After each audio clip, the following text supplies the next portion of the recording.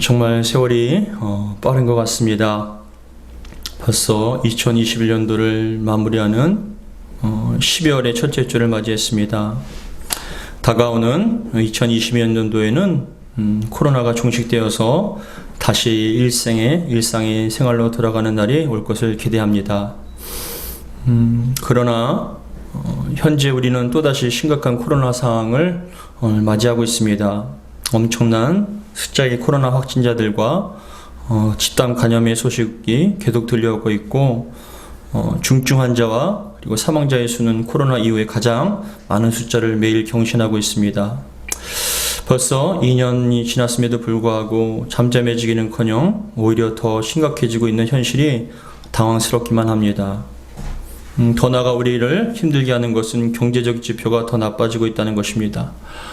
물가가 10년 만에 최대폭으로 상승하고 있고, 시장에서 장보기가 무서울 정도로 물건들이 비싸지고 있습니다. 장사를 하시는 분들은 원재재 가격이 너무 올라서 도저히 장사할 수가 없을 정도로 힘들다라고 얘기를 합니다. 애호박 2개에 5,000원이 말이 되겠습니까? 이러한 공포스러운 물가 상승은 비단 우리나라뿐만이 아니라 전 세계적인 현상이라고 이야기를 하고 있습니다. 그런데 목회자인 저에게 코로나 상황과 경제적인 어려움보다 더 마음을 무겁게 하고 힘들게 하는 것은 교회의 상황과 전망이 너무나 암울하다는 것입니다. 교회의 상황과 통계를 전문적으로 연구하시는 목사님들이 얼마 전에 한국 교회의 현황에 대해서 보고한 것이 있습니다.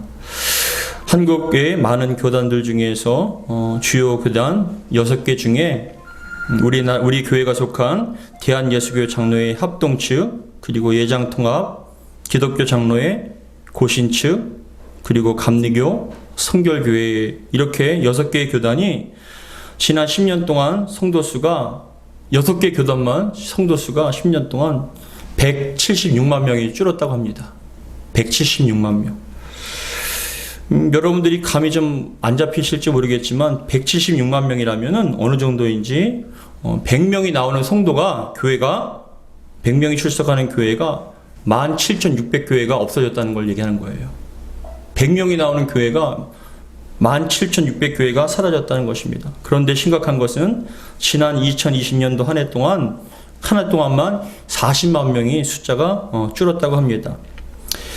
작년 1월부터 코로나로 인하여서 비대면 온라인 예배를 드리기 시작했는데, 예배당에 나와서 예배를 드리지 못하고 각 처소에서 온라인으로 예배 드리는 그 숫자가 줄어든 걸 얘기하는 게 아니라, 아예 교회를 나오지 않을 뿐만이 아니라 신앙과 믿음 생활을 아예 포기해버리는, 교회를 떠날 뿐만이 아니라 신앙과 믿음을 포기하는 숫자가 한 해만 6개 교단 가운데 40만 명이고 10년 동안 176만 명이라는 숫자가 줄어들었던 겁니다. 전체적으로 따지면 더 많은 숫자가 생겼을 것입니다. 약 10년 전에 영국의 요크에서 영국 성공회가 있었습니다. 영국은 기독교 가운데 성공회가 주를 이루는데, 그의 성공회에 있는 교인들의 평균 나이를 따져보니 약 60세였다고 합니다.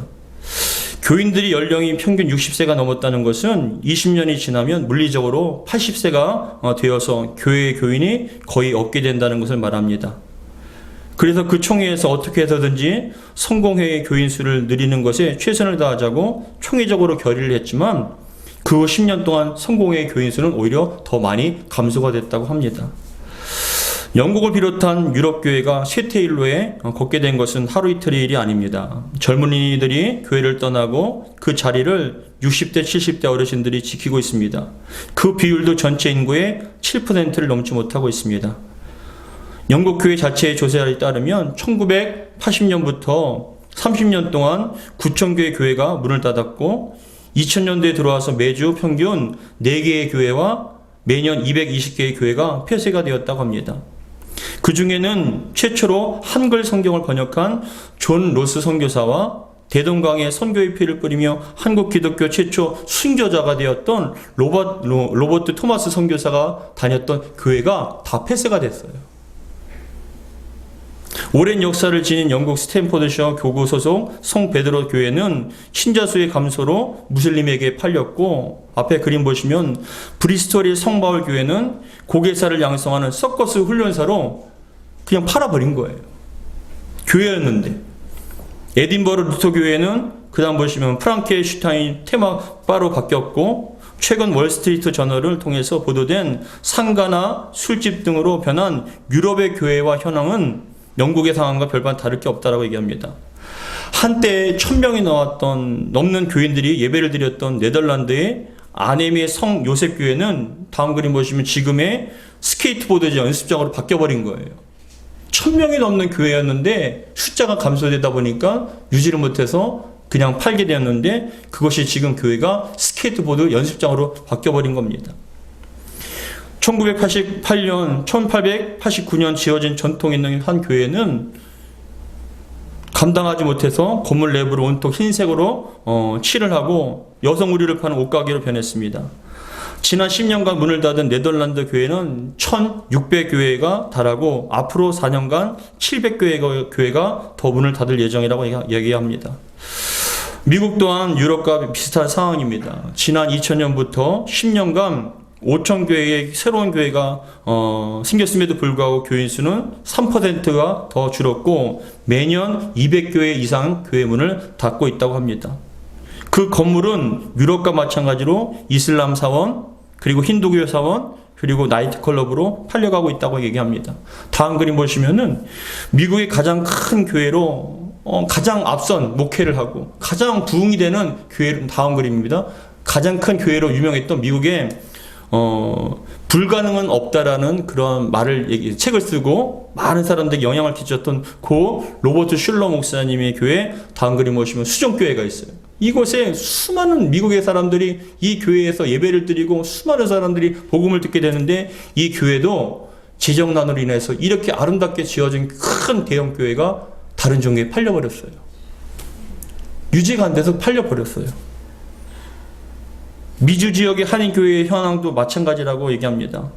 이민자의 감소와 기독교인의 감소로 현장 가운데 무리한 교회 건축으로 인해서 교회가 경매로 넘겨지는 일들이 비일비재하게 일어나고 있다고 합니다. 한국교회는 오래전부터 쇠퇴해가는 유럽교회의 전철을 밟고 있습니다. 아니 어쩌면 더 심각한 상황일 것입니다. 한국 기독교 역사와 통계를 연구하는 목사님들의 보고에 따르면 유럽 교회가 쇠퇴하는 그 징조와 모습들, 그리고 기간이 약 200년으로 따지고 보면 미국 교회는 한 100년 정도 걸렸고 한국 교회는 그보다 훨씬 빠른 속도로 쇠퇴해가고 있고 무너져가고 있다라고 보도를 하고 있습니다. 그 어느 나라보다 부흥을 자랑했던 한국 교회가 다른 나라보다 훨씬 빠른 속도로 교회와 교인 수가 줄어들고 있다는 것입니다. 앞에 말씀드렸던 것처럼 1년 만에 40만 명이 줄은 거예요. 10년 만에 100명이 나오는 교회가 17,600교회가 사라진 거예요. 그것도 6개 교단만. 다 합치면 여러분 이루 말할 수가 없는 겁니다. 한국교회의 주일학교도 급격하게 줄어들어서 지난 10년 동안 40%가 줄었다고 합니다. 영아부 주일학교 교회가 없는 교회가 78%고 중고등부가 없는 교회도 47%에 달해서 이런 상태로 가면 2030년도에는 90% 가까이 주일학교가 사라질 예상을 하고 있습니다. 여러분 10년, 20년 후에 과연 대한민국 교회가 존재할까요? 앞으로 10년이나 20년 뒤에 한국 교회가 존재할까요? 그리고 존재한다면 어떤 모양으로 존재할까요? 혹시 예수님께서 누가복음 18장 8절에서 그러나 인자가 올 때에 세상에서 믿음을 보겠느냐 하는 그 말씀처럼 믿음이 있는 자를 찾기 힘든 그런 시대가 오는 것은 아닐까요? 이처럼 점점 쇠퇴해가고 있는 신앙과 그런 환경 속에서 목회자로서 많은 걱정과 고민을 할 수밖에 없습니다. 왜 사람들이 교회를 떠나고 신앙과 믿음의 힘이 약해질까? 어떻게 하면 급변하는 세상과 무섭게 다가오는 세속의 물결 속에서도 그 신앙과 믿음을 어떻게 하면 지킬 수 있을까? 보존할 수 있을까라는 그런 고민이 참 많이 드는 그런 시대입니다. 여러분 어떻게 하면 어둠의 종말의 시대 속에서도 흔들리거나 요동하지 않는 굳건한 신앙과 믿음으로 우리가 지켜나갈 수 있을까요? 바라기는 오늘 말씀을 통하여서 어둠의 종말 시대 속에서도 여러분들의 신앙과 믿음이 더욱 요동하지 않고 굳건해지는 그런 신앙과 믿음이 되기를 주의 이름으로 축복합니다. 먼저 살펴볼 것은 왜 어떻게 이렇게 되었을까? 왜 이렇게 되었을까? 교회들이 왜 이렇게 되었을까? 그 그것을 한번 살펴보고자 합니다. 여러분, 왜 이렇게 교회가 쇠퇴하게 되었을까요? 왜 젊은 청년들과 젊은 사람들은, 성도님들은 교회를 떠나고 왜 신앙을 포기할까요? 도대체 그 이유가 무엇일까요? 그것은 첫 번째, 진단했을 때 첫 번째는 신앙의 본질을 잃어버렸기 때문에 그래요. 신앙의 본질을 잃어버렸기 때문에 그래요. 신앙의 목적과 이유는 이 땅에서 잘 먹고 잘 사는 게 신앙의 목적은 아니에요. 신앙의 목적과 이유는 영원 구원이고, 신앙의 최고의 축복은 주님 앞에 섰을 때 인정받고 칭찬받는 것이에요. 이것이 신앙의 목적이에요. 베드로전서 1장 9절에 보시면은 믿음의 결국은 곧 영원 구원이라고 얘기합니다. 우리 같이 읽겠습니다. 베드로전서 1장 9절 시작. 믿음의 결국 곧 영원의 구원을 받음이라. 믿음의 결국은, 믿음의 가장 큰 축복은 영원 구원이에요. 근데 이 표준 세번역으로 번역하면은 여러분은 믿음의 목표 곧 여러분의 영혼의 구원을 받고 있는 것입니다 라고 얘기하면서, 믿음의 목표가 무엇이냐, 이유가 무엇이냐, 영혼 구원이라는 거예요. 영혼 구원이 우리의 최고의 목표이고 최고의 축복이라는 거예요. 잘 먹고 잘 사는 것, 형통한 건 열매이지 목표가 아니에요. 본질은 아니라는 거예요. 초대교회 사도들은, 그리고 성도들은 부활하신 예수님과 함께 40일 동안 같이 먹고 마셨어요. 부활하신 예수님께서 그 제자들과 성도들과 함께 하면서 하나님의 나라에 대해서 얘기합니다. 그리고 하늘 천국에서 어떠한 삶을 살고 너희들이 이 땅에 살면서도 무엇을 위해서 살아야 되는지를 40일 동안 쭉 말씀해 주신 후에 제자들이 보는 앞에서, 성도들이 보는 앞에서 천국으로, 하늘로 쫙 승천하여 올라가셨어요. 다시 올 것을 약속하시며. 그런 다음에 예수님께서 분부하신 말씀대로 함께 모여서 성령 강림을 위해서 간절한 마음으로 며칠 동안 밤낮으로 기도한 거예요. 밤낮으로 성령님의 임하여 주옵소서, 강림하여 주옵소서 간절히 기도했을 때, 마가다락방에서 기도했을 때 120명에게 성령께서 불과 같이 바람과 같이 임하셨어요. 성령의 충만함을 받고 나니까 그 제자들과 성도들이 밖에 나가서 복음을 증거하기 시작한 겁니다. 여러분, 예수 믿으셔야 합니다. 예수 믿어야 구원받습니다. 우리의 삶은 육신의 삶으로 끝나는 것이 아니라 영원한 삶이 있습니다. 천국과 지옥이 있습니다. 그런데 그 영원한 천국에 가기 위해서 예수 그리스도를 믿어야 합니다라고 복음을 증거하기 시작한 거예요. 말씀처럼 예루살렘과 온 유대와 사마리아와 이어서 땅끝까지 이르러서 우리에게도 복음이 증거가 된 거예요. 그런데 사도들과 제자들이 목숨을 걸고 복음을 외쳤던 이유는, 복음이 땅끝까지 전해지면 예수님께서 재림하셔서 예수 믿는 자들에 대해서, 예수님을 따르는 자들에게 대해서 그 부활의 영광, 영생, 모든 것을 주신다고 약속해 주셨기 때문에 그것을 믿고 신뢰하면서 여러분 끝까지 목숨 걸고 복음을 증거했던 것이에요. 예수님의 재림과 부활의 신앙은 그들의 눈과 마음을 오직 하나님께로 향하게 했어요. 이 땅에서 못 먹고, 이 땅에서 핍박을 당하고, 이 땅에서 여러분 어렵다 할지라도 그것 때문에 낙심하지 않았어요. 왜요? 주님께서 다 갚아주실 것이기 때문에. 이 땅에서 흘렸던 눈물을 닦아주시고, 병듦도 없고 아픔도 없고 고통이 없는 그 영원한 천국에서 부활의 영광의 몸을 가지고 영생을 누릴 것을 기대했기 때문에 이 땅에 소망을 두지 않고 하늘에 소망을 두며 그렇게 신앙생활을 해나갔던 것입니다. 더 큰 부활의 영광을 위해서 예수님 때문에 당하는 고난에 동참하고 죽는 것을 두려워하지 않았습니다. 아니, 오히려 주님의 이름으로 당하는 고난을 자신들의 영광이라고 기뻐하며 감사하며 그 고난을 묵묵히 감당했어요. 사도행전 5장 40절에서 41절 같이 읽겠습니다. 시작. 그들이 옳게 여겨 사도들을 불러들여 채찍질하며 예수의 이름으로 말하는 것을 금하고 놓으니, 사도들은 그 이름을 위하여 능욕받는 일에 합당한 자로 여김을 뭐라고요? 기뻐하면서 공회 앞을 떠나니라. 합당하다. 야, 우리도 주님과 함께 고난당하는구나. 주님께서 우리에서 십자가에 못 박혀 고통을 당했을 때 우리도 주님과 함께 당한다는 것, 그것이 영광이다. 그것이 영광이다. 여러분, 이러한 재림과 부활 신앙은 신앙인들을 세상에서 강하고 담대하게 했습니다. 어떤 어려움이 온다 할지라도, 시련과 핍박이 온다 할지라도 두려워하거나 낙심하지 않았습니다. 당당하게 그 모든 것을 이겨나가고 감당하게 해주셨습니다. 세상에 굴복하지 않고 맞서 싸웠습니다. 그것이 여러분 우리들의 신앙의 본질이라는 거예요. 그런데 시대가 지나면서 신앙과 믿음의 이유가 점차 세속화가 되어 축복의 신앙으로 변질되면서 이 땅에서 얼마나 많이 가지고 누리는가가 하나님의 축복의 척도가 된 거예요. 하늘에 집중되었던 눈과 마음이 이 땅을 향하게 만든 거예요. 그 결과 목회자는 좀 더 크고 웅장한 건물, 성도의 숫자가 많은 숫자가 사역의 성공으로 기준이 되어버린 거예요. 신학생 때부터 목회의 성공이 영혼을 살리고 돌보는 것이 아니라 얼마나 많은 성도가 모이는 큰 교회로 성장시키는가, 그게 목회의 사역의 어떤 성공의 기준으로 삼게 된 거예요. 제가 28년 전에 신학대학교를 처음 다닐 때도 이미 신학대학교 대부분 신학생들이 자기들은 그래도 적어도 한 500명 되는 교회에서 목회할 거라고 다들 생각했어요. 적어도 500명은 되겠지. 그렇게 생각을 하고 그렇게 여러분 준비를 했습니다.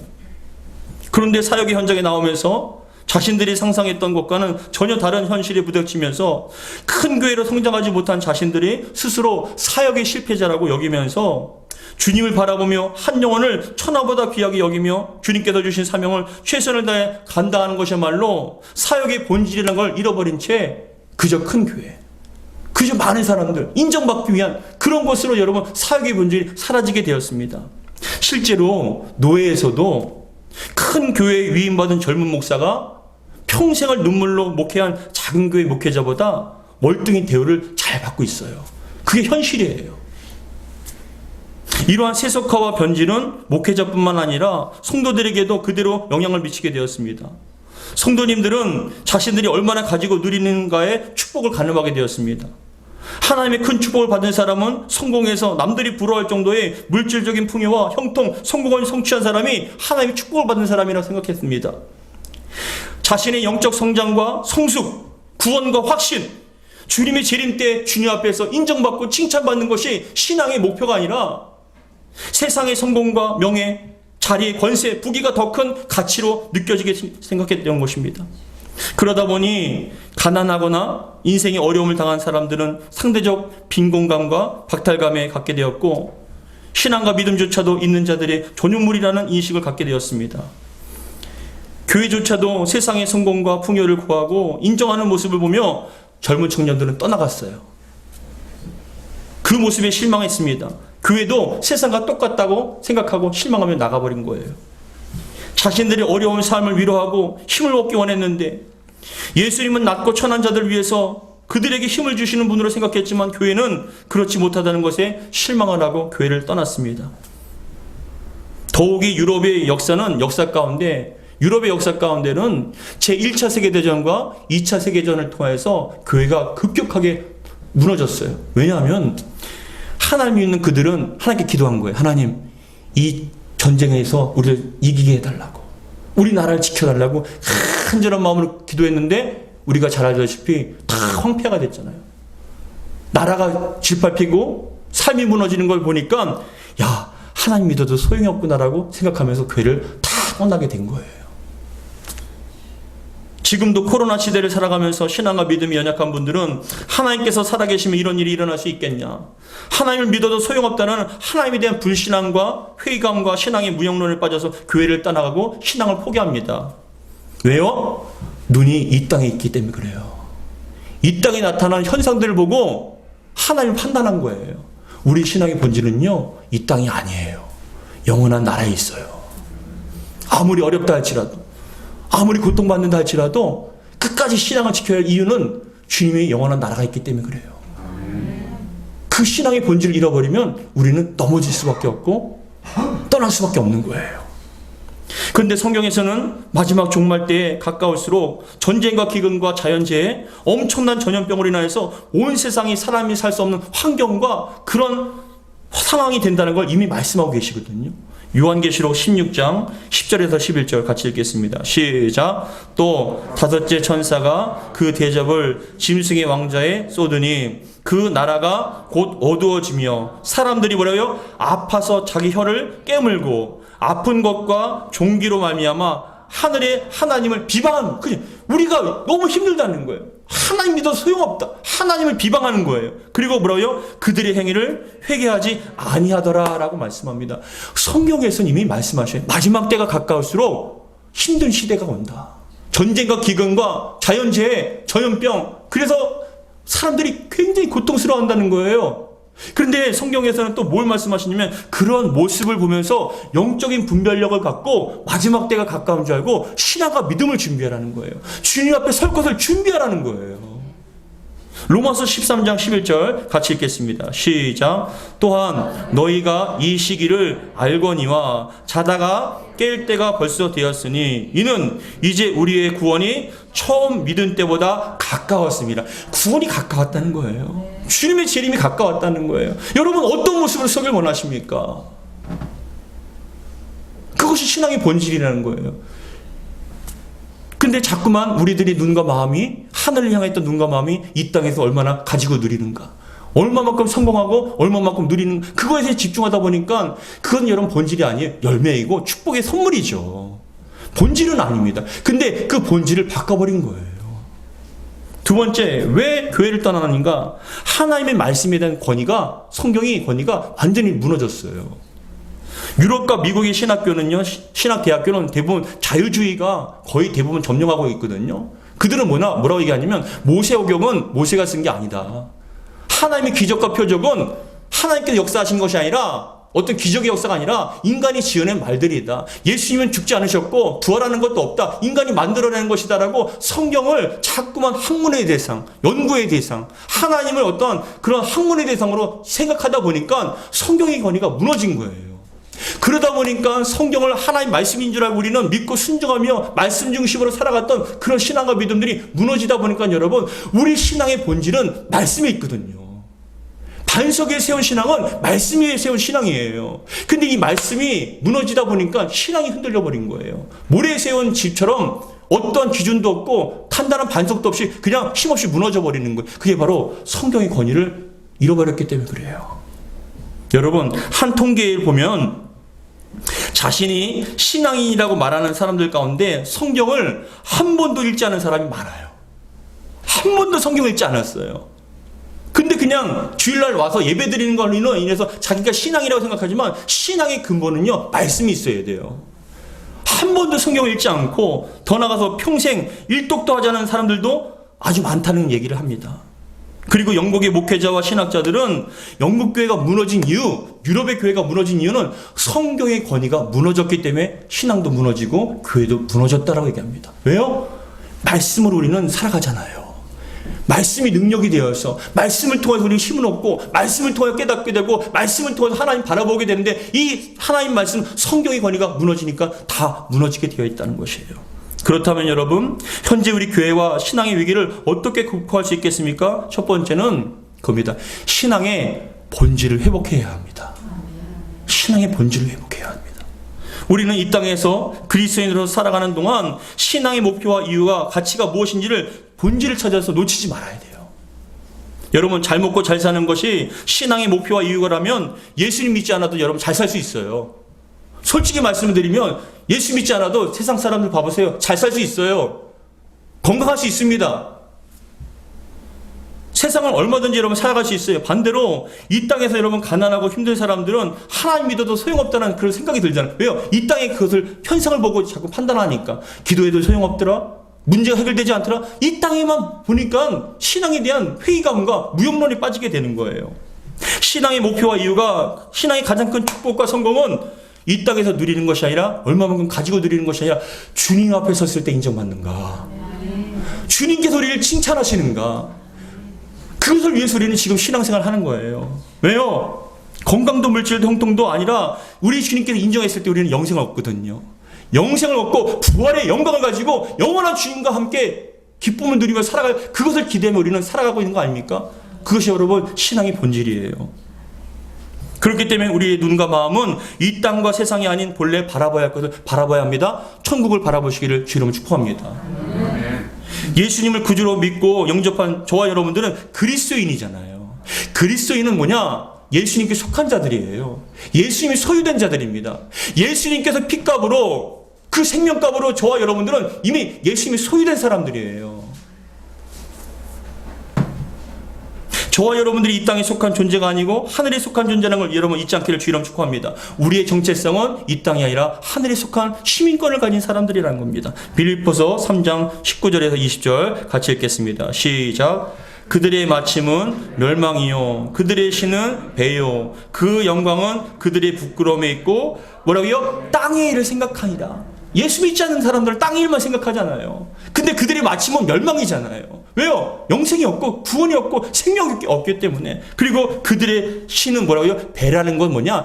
자기들이 만족, 자기들이 기쁨, 그것이 신이 돼버린 거예요. 그러나 저와 여러분들은 뭐라고 얘기합니까? 그러나 시작. 그러나 우리의 시민권은 하늘에 있는지라 거기로부터 구원하는 자 곧 주 예수 그리스도를 기다리노니. 주님께서 기다리고 계시다는 거예요.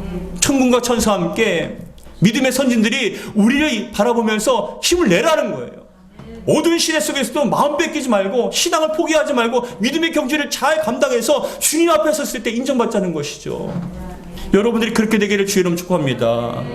우리의 삶이 이 땅의 전부라면 예수님을 꼭 믿을 필요가 있습니까? 믿을 필요 없어요. 예수 안 믿어도 잘 먹고 잘 살 수 있습니다. 건강할 수 있습니다. 힘듭니까? 상담 한번 되잖아요. 마음의 평안을 얻기 원하세요? 묵상을 하거나 명상을 하면 됩니다. 여러분 꼭 예수님 믿을 필요 없어요. 다른 종교에 가도 얼마든지 마음의 평안을 찾을 수 있고 여러분 고요할 수 있고 잘 살 수 있어요. 그러나 그들에겐 구원이 없잖아요. 그들에겐 여러분 영생이 없잖아요. 영원한 세계는 천국과 지옥 두 나라밖에 없습니다. 한번 결정되면 다시는 기회가 없습니다. 그래서 예수님 잘 믿는 거예요. 그래서 예수님 잘 믿어야 됩니다. 예수님의 재림과 심판과 부활이 없다면 마음의 평안을 해주는 도와 요가 다른 종교를 믿는 거 무슨 상관이 있습니까? 그러나 예수 외에는 다른 구원이 없기 때문에 예수님 잘 믿으시기를 주의 이름으로 축복합니다. 그래서 예수님을 믿고 끝까지 싸우는 거예요. 왜 죄와 싸웁니까? 왜 절제해야 합니까? 왜 거룩하게 해야 합니까? 왜 말씀대로 여러분 살려고 몸부림칩니까? 주님께 칭찬받기 위해서. 잘했다 칭찬받는 그날을 위해서 우리는 지금도 그렇게 살고 있는 거 아닙니까? 저도 마찬가지입니다. 왜 여러분 주님이 없다면, 영생이 없다면, 부활이 없다면, 천국과 지옥이 없다면 이렇게 안 살죠? 마음껏 삽니다. 죄짓고 삽니다. 두려워하지 않고 삽니다. 근데 여러분 우리에겐 가야 할 영원한 나라가 있잖아요. 그렇기 때문에 절제하고 그렇기 때문에 힘들어도 이 자리에 앉아서 예배드리는 거 아닙니까? 주님께 칭찬받기 위해서. 고린도전서 15장 19절에는 다음과 같이 말씀합니다. 같이 읽겠습니다. 시작. 만일 그리스도 안에서 우리가 바라는 것이 다만 이 세상에 살 뿐이면 모든 사람 가운데 우리가 더욱 불쌍한 자라. 불쌍한 자다. 왜 여러분 이렇게 절제하며 왜 그렇게 정말 이렇게 죄와 싸우며 왜 이렇게 삽니까? 주님의 재림이 있기 때문에. 우리에게 영원한 부활이 있고 영생이 있기 때문에 주님께서 심판하실 그날이 있기 때문에 우리는 그래도 정말 주님의 재림과 그 부활의 영광을 바라보면서 절제하며 죄와 싸우며 이 세상에 속하지 않고 마음 뺏기지 않고 믿음을 지키며 살아가고 있는 것입니다. 여러분들이 그렇게 되기를 주의 이름으로 축복합니다. 두 번째, 우리는 신앙의 본질뿐만 아니라 성경을 회복해야 됩니다. 성경은 하나님의 말씀으로 인정하고 항상 가까이 해야 돼요. 우리의 신앙과 믿음의 본질을 회복할 수 있는 근간은 말씀이 있어요. 말씀을 가까이 하셔야 돼요. 여행자가 한 번도 가보지 못한 목적지를 향해서 가는 것은 갈 때 방향을 잃지 않고 길을 잃지 않기 위해서는 지도와 나침판이 필요하잖아요.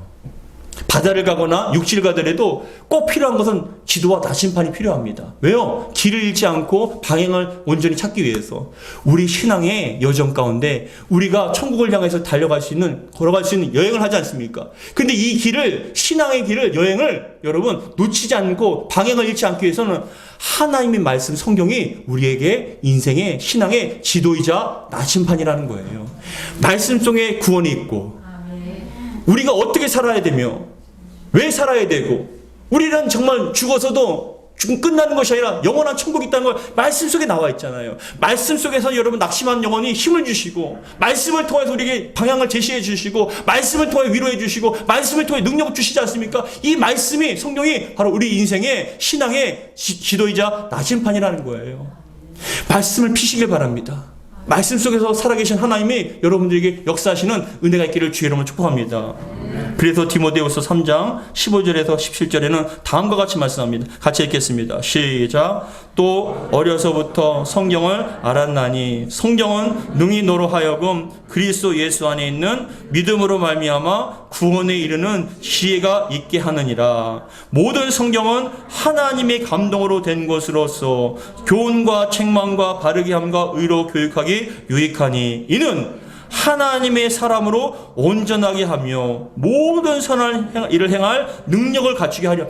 야, 말씀 속에 능력이 있고요. 말씀 속에 온전함이 있습니다. 말씀을 통해서, 말씀은 영혼의 거울이잖아요. 말씀을 통해서 내가 영적인 현실이 어떤 것을 깨닫게 하시고, 말씀을 통해서 온전한 길을 제시해 주실 때 이 말씀이야말로 우리에게 생명과 같은 거예요. 말씀을 피시기 바랍니다. 말씀을 가까이 하시기 바랍니다. 말씀을 읽고 살아계신 하나님을 발견하시고 우리가 가야 할 인생의 목적지를 깊이 깨닫는 저와 여러분 되기를 주의 이름으로 축복합니다.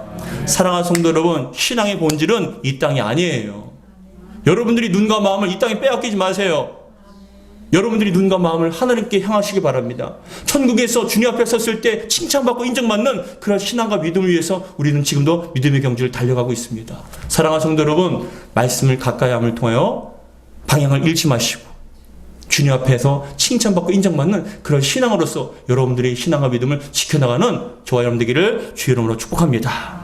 기도하겠습니다. 아버지 하나님 감사드립니다. 참 힘들고 어려운 시대라고 얘기합니다. 하나님 믿어도 소용없다라고 생각하면서 교회를 떠나고 신앙을 포기하는 사람들, 그것은 우리 목회자의 죄이고 또한 이 교회의 죄입니다. 하나님, 우리 사랑하는 성도들이 신앙의 본질이 회복되게 도와주옵소서. 이 땅에서 얼마나 가지고 누리는가가 신앙의 축복이 아니고 신앙의 목적과 이유가 아니라 우리 주님 앞에 섰을 때 칭찬받고 인정받는 것입니다. 잘했다 칭찬받고 인정받는 그 신앙이야말로, 그 인생이야말로 가장 큰 축복을 받은 인생임을 고백합니다. 주여, 우리 사랑하는 성도님들 이 자리에 앉아서 예배드리고 온라인을 통해서 예배드리는 우리 성도님들 가운데 한 사람도 우리 주님께서 모르신다 얘기하는 그런 사람 없고 모두가 다 인정받고 칭찬받는 그런 영혼들 될 수 있도록, 인생의 가장 큰 축복을 누리는 사람들이 될 수 있도록 축복하여 주시옵소서. 그러기 위해서는 항상 말씀을 가까이 하게 하시고 우리가 인생에 어디로 와서 어디로 가며 어떻게 가야 하는지 이 말씀 속에 다 담겨 있습니다. 항상 말씀을 가까이 하고 이 말씀을 통해서 우리의 신앙과 믿음이 세워질 수 있도록 축복하여 주시옵소서. 한 사람도 교회를 떠나지 않게 하여 주시고 우리 주님께서 오시는 날, 재림하시는 그날까지 교회와 성도들이 끝까지 신앙과 믿음을 온전히 지켜나갈 수 있도록 축복하여 주시옵소서. 우리 주 예수 그리스도로 기도하옵나이다. 아멘.